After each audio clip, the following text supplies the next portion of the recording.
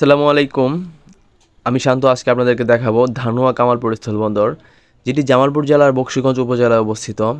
এটি বাংলাদেশ নৌ পরিবহন মন্ত্রণালয়ের একটি স্থলবন্দর।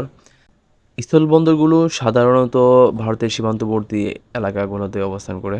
তো আপনাদেরকে আজকে যা দেখাবো সেটা হচ্ছে এই ধানুয়া কামালপুরের যে স্থলবন্দর সেটির গ্রাফিতি। তো লক্ষ্য করতে পারেন এর মূল যে আকর্ষণ এই স্থলবন্দরটির বা মূল সৌন্দর্য সেটা হচ্ছে এই স্থলবন্দরের গ্রাফিতি।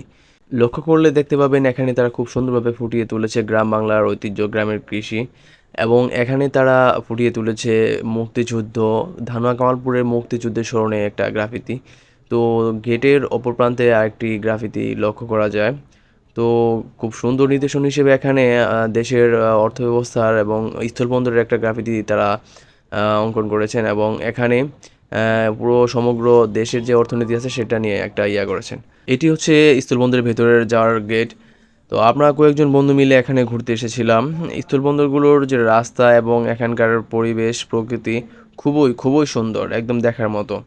এখন যা দেখতে পাচ্ছেন সেটি হচ্ছে পাথর এনে, এখানে পাথর বড় বড় পাথর এনে পাথরগুলোকে ছোট করা হয় মেশিনের মাধ্যমে, এবং এগুলোই আস্তে আস্তে শহরমুখী করা হয় বিভিন্ন কাজের জন্য। তো স্থলবন্দরের মেন যে বিজনেস সেটা হচ্ছে পাথর।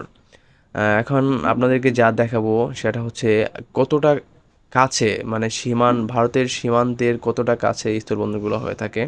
আপনারা এখন লক্ষ্য করলে দেখতে পাবেন যে সাদা বিল্ডিংটা, সেখানেই হচ্ছে ইন্ডিয়ার কাঁটাতারের বেড়া। এখন যে উঁচু জায়গাটা দেখতে পাচ্ছেন ফসলি জমির উপরে, সেগুলো দিয়েই ইন্ডিয়ার কাঁটাতারের বেড়া। আর এই কাঁটাতারের ওপারে রয়েছে সুন্দর সুন্দর পাহাড়। এই পাহাড়ের দৃশ্যটা খুবই মনোমুগ্ধকর, এবং এই ধানুয়া কামালপুরের স্থলবন্দরটাকে আলাদা মর্যাদা দিয়েছে।